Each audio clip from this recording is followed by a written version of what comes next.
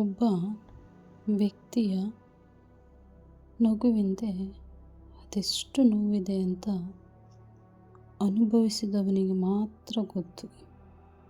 ಅವನು ತುಂಬಾ ನಗ್ತಾ ಇರ್ತಾನೆ, ಆದರೆ ಮನಸ್ಸಿನಲ್ಲಿ ಬೆಟ್ಟದಷ್ಟು ನೋವಿರುತ್ತೆ.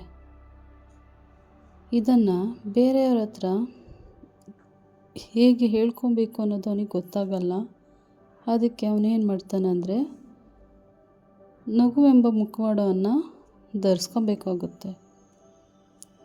ನಮ್ಮನ್ನು ಹೊರಗಡೆಯಿಂದ ನೋಡಿದವರಿಗೆ ನಾವು ತುಂಬ ಸಂತೋಷದಿಂದ ಇದ್ದೀವಿ ಅಂತ ಕಾಣುವ ಹಾಗೆ ಕಾಣ್ತಾನೆ, ಆದರೆ ಅವನೊಳಗಿರೋ ನೋವು ಮಾತ್ರ ಯಾರಿಗೂ ಸಹ ಕಾಣಿಸೋದಿಲ್ಲ.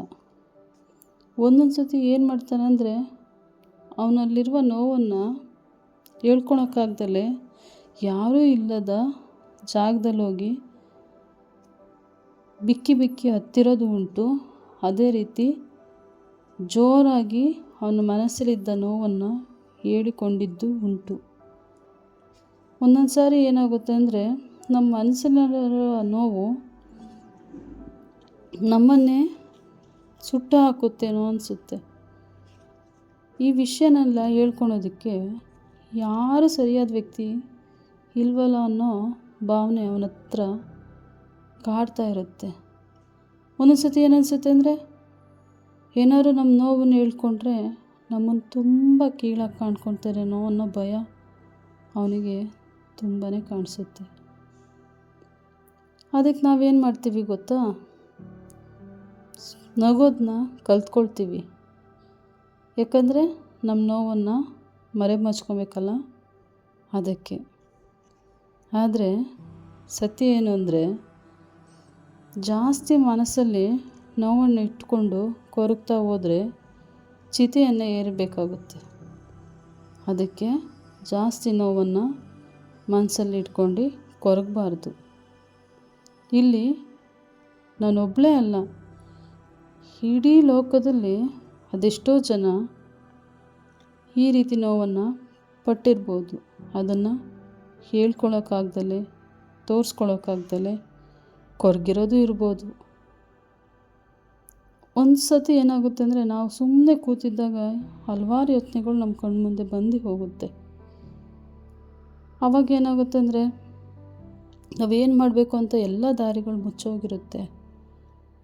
ಆದರೆ ಇದೇ ಕೊನೆಯಲ್ಲ ಅಂತ ನಾವು ನಮ್ಮ ಮನಸ್ಸಿಗೆ ಹೇಳಬೇಕು. ಮುಂದೆ ದಾರಿ ಇದೆ, ನಾವು ಮುನ್ನುಗ್ಗಿ ಯಶಸ್ಸನ್ನು ಕಾಣಬೇಕಾಗುತ್ತೆ. ಇಲ್ಲಿ ಮೊದಲು ನಾವು ನಮ್ಮನ್ನು ಅರ್ಥ ಮಾಡ್ಕೊಳ್ಬೇಕು.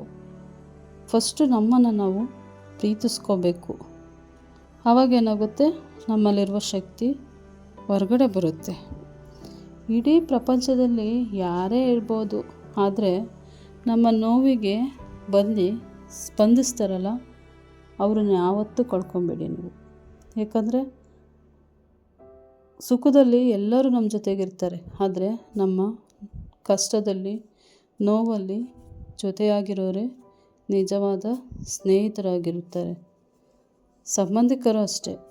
ಕೆಲವರು ಏನು ಮಾಡ್ತಾರೆ ಅಂದರೆ ಅವನ ಹತ್ರ ಏನಿಲ್ಲ, ಅವನ ಹತ್ರ ಏನಕ್ಕೆ ಇರಬೇಕಪ್ಪ ಅಂತ ಯೋಚನೆ ಮಾಡ್ತಾರೆ.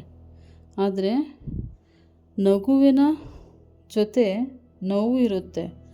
ಇಲ್ಲಿ ನಗು ಎಲ್ಲರಿಗೂ ಸಂತೋಷವನ್ನು ಕೊಡುತ್ತೆ, ಆದರೆ ನೋವು ಒಬ್ಬನೇ ಅಥವಾ ಒಬ್ಬಳೇ ಆ ನೋವನ್ನು ಅವಳು ಅನುಭವಿಸ್ತಾಳೆ. ಇಡೀ ಪ್ರಪಂಚದಲ್ಲಿ ನೋವನ್ನು ಕಡಿಮೆ ಮಾಡೋದು ಹೇಗೆ ಅಂತ ಯಾರೂ ಕಂಡುಹಿಡ್ದಿಲ್ಲ. ಯಾಕಂದರೆ ಅದನ್ನು ಅವರೇ ಕಂಡ್ಕೊಬೇಕು. ಇಲ್ಲಿ